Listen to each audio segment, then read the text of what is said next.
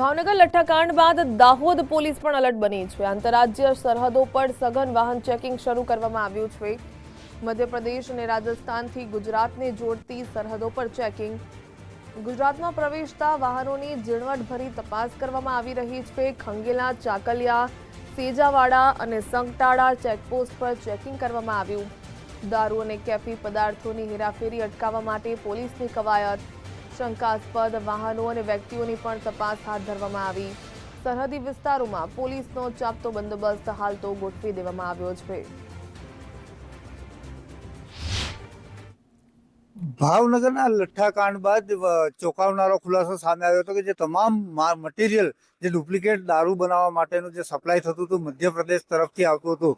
ખાસ કરીને વાત કરીએ તો દાહોદ જિલ્લો મધ્યપ્રદેશ અને રાજસ્થાન બે રાજ્યોની સરહદે આવેલો જિલ્લો છે, એટલે મોટે ભાગનો જે ગુજરાતમાં દારૂ જતો હોય છે આ બંને રાજ્યોમાંથી ઠલવાતો હોય છે। અત્યારના દ્રશ્યો બતાવવા માંગીશ કે જે મધ્યપ્રદેશ અને ગુજરાતને જોડતી જે મુખ્ય ચેકપોસ્ટ જે મધ્યપ્રદેશની સરહદ ઉપર આવેલી ખંગેલા ચેકપોસ્ટ છે કે જે મુખ્ય હાઈવે અમદાવાદ તરફ જતો માર્ગ છે તેના ઉપરથી ગુજરાતમાં પ્રવેશ થતો। આ સિવાય પણ જે ગરબાડા તાલુકામાં આવેલી મીનાકેર ચેકપોસ્ટ આવેલી છે, આ તરફ રાજસ્થાનમાં જે ચાકલિયા ચેકપોસ્ટ સહિતની જે ચેકપોસ્ટો ઉપર વાહનો ચેકિંગ કરવામાં આવતા હોય છે। દરેક જે શંકાસ્પદ વાહનો હોય કે અન્ય વાહનો તે લોકોને ચેક કરી અને જવા દેવામાં આવતા હોય। તેમ છતાં પણ જે બુટલેગરો અવનવા કિમિયા અપનાવી અને જે દાહોદ જિલ્લાની અંદર આવેલા કેટલાક અંતરિયાળ જે રસ્તાઓ છે તે રસ્તાઓ પર થઈ અને દારૂ ઘુસાડવાનો પ્રયાસ કરતા હોય છે। ખાસ કરીને આ પ્રકારની જે અવરજવર કરતા માર્ગો છે મધ્યપ્રદેશ અને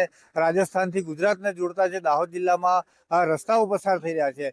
અનેક વખત જે પોલીસને સફળતા મળે છે અવનવા કિમિયા અપનાવીને બુટલેગરો દારૂનો જથ્થો સપ્લાય કરતા હોય છે। તેમ છતાં પણ જે પોલીસની નજર ચૂકવી અને મોટે ભાગે ઘણો જથ્થો કે જે પોલીસની નજર ચૂકવીને પણ ગુજરાતમાં જતો હોય છે। એટલે કહી શકાય કે જે મધ્યપ્રદેશ આવેલું છે, રાજસ્થાન આવેલું છે, ત્યાં મોટા પ્રમાણમાં દારૂનું વેચાણ થતું હોય છે અને તે જ દારૂનો જથ્થો ગુજરાતમાં જતો હોય છે અને જેના કારણે દારૂબંધી હોવા છતાં પણ જે ગુજરાતમાં દારૂ મળી રહ્યો છે।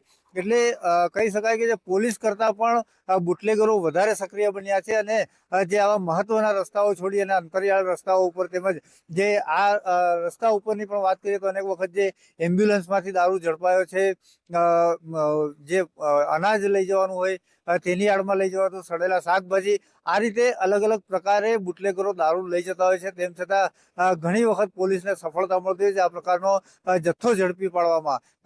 તેમ છતાં પણ ગુજરાતમાં દારૂ પહોંચી રહ્યો છે। સાબિર બાબર, ગુજરાત ફર્સ્ટ, દાહોદ।